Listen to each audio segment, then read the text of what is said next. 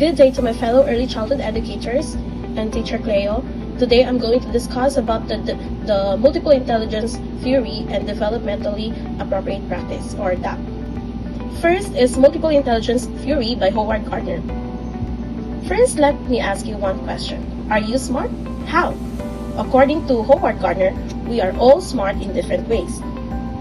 Howard Gardner introduced the theory of multiple intelligence in 1983. He is an American developmental psychologist. The theory suggests that there are a number of distinct forms of intelligence that each individual possesses in varying degree. What are the implications of multiple intelligence theory in the classroom or in early childhood education? First is all intelligences are necessary and important. Gardner's theory of multiple intelligences allows individualized acknowledgement of each student's unique strengths and weaknesses. The next is teaching should utilize all aspects of these intelligences. For example, keep students excited about learning, reinforce material in several different manners, and a better understanding of the subject. So according to Howard Gardner, there are a total of 9 intelligences. So first, let's discuss about the bodily kinesthetic intelligence. It is the capacity to manipulate objects and use a variety of physical skills. So it involves a sense of timing and the perfection of skills through mind-body, the unity of mind and body. So example of people who possess this intelligence are athletes, dancers, surgeons, and craft people. Next is the musical intelligence. It is the capacity to discern pitch, rhythm, tone. This intelligence enables us to recognize, create, or reproduce and reflect on music, as demonstrated by composers, conductors, musicians, vocalists, and sensitive listeners. Linguistic intelligence. It is the ability to think in words and use language to express and appreciate complex meanings. It allows to understand the order and meaning of words and to apply linguistic skills to reflect on the use of language. So it is more evident in some poets, novelists, journalists, and effective public speakers. Young adults with this kind of intelligence enjoy writing, reading, telling stories, or doing crossword puzzles. Next is the intrapersonal intelligence. It is the capacity to understand oneself and one's thought or feelings. It usually uses such knowledge in planning, giving direction in one's life. It involves not only an appreciation of the self but also of the human condition. So examples for this are some psychologists, spiritual leaders, and philosophers. Next is the interpersonal intelligence. This intelligence is the ability to understand and interact effectively with others. It involves effective verbal and nonverbal communication, the ability to note distinctions among others, sensitivity to moods and temperaments of others, and the ability to entertain multiple perspectives. So teachers, social workers, and actors, politicians, all exhibit this kind of intelligence. Next is the spatial intelligence. It is the ability to think in 3 dimensions.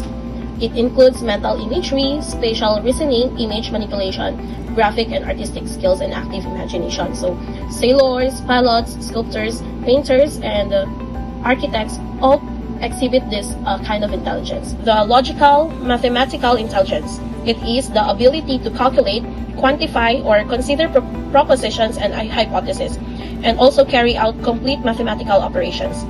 Logical intelligence is usually well developed in mathematicians, scientists, and detectives. Young adults with lots of logical intelligence are interested in patterns, categories, and relationships. They are drawn to arithmetic problems, strategy games, and experiments. Naturalists. This intelligence designates the human ability to discriminate among living things such as plants, animals, as well as the sensitivity to other features of the natural world such as rock, clouds, rain. So this ability was clearly of value in our evolutionary past as hunters and farmers. Lastly is the existentialist. It is the sensitivity and capacity to tackle deep questions about human existence, such as the meaning of life, why we died, and how did we get here. What are the applications of the multiple intelligence theory as an educator? First is it is better for us teachers to know where and how to help our students. So there are a lot of multiple intelligence assessment tools available online so that we could use to assess our students. At least we know our students' abilities. Then next is expand upon traditional activities. So for some traditional school activities, they just focus on the linguistic and logical mathematical intelligences.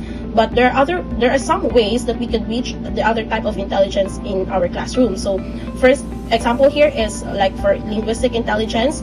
We could ask the students to write a story about what they're studying, or if they're learning a process, have them write an instruction manual.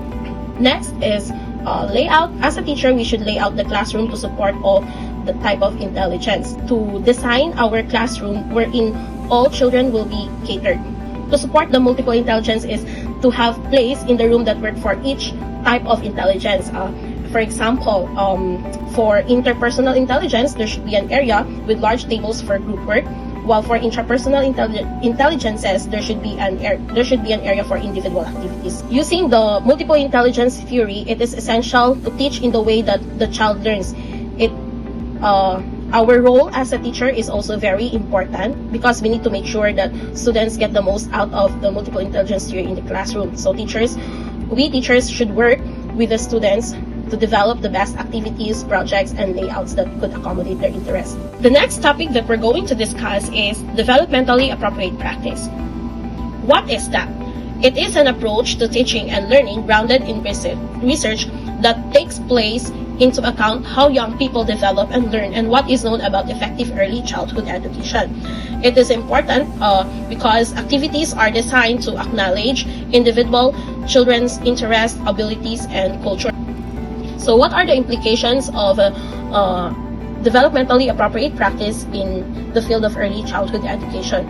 So by implementing that, teachers and caregivers are able to use strategies and activities that are proven to help young children learn because they are developmentally appropriate. Use hands-on learning activities to help young children develop practical knowledge and skills, and of course, recognize the important role of play in early childhood learning and development. So by implementing that method, children are also engaged in active learning, hands-on experiences. It encourages children to for more exploration and think. Learning through their senses allow them to participate at their own activities which is at their own level, and also respect with their individual differences and cultural diversity. That focuses on 5 key areas of early learning practices. First is it create a caring community of learners. It means it builds a positive and responsive relationship between the children, staff, and families to create a community that supports all children as they develop and learn to their capacity in all domains. Next is teaching to enhance development and learning. It means that it provides a balance of teacher-directed and child-initiated activities and planned experiences that meet the individual needs, interests, and learning goals. Third is planning a curriculum to achieve important goals.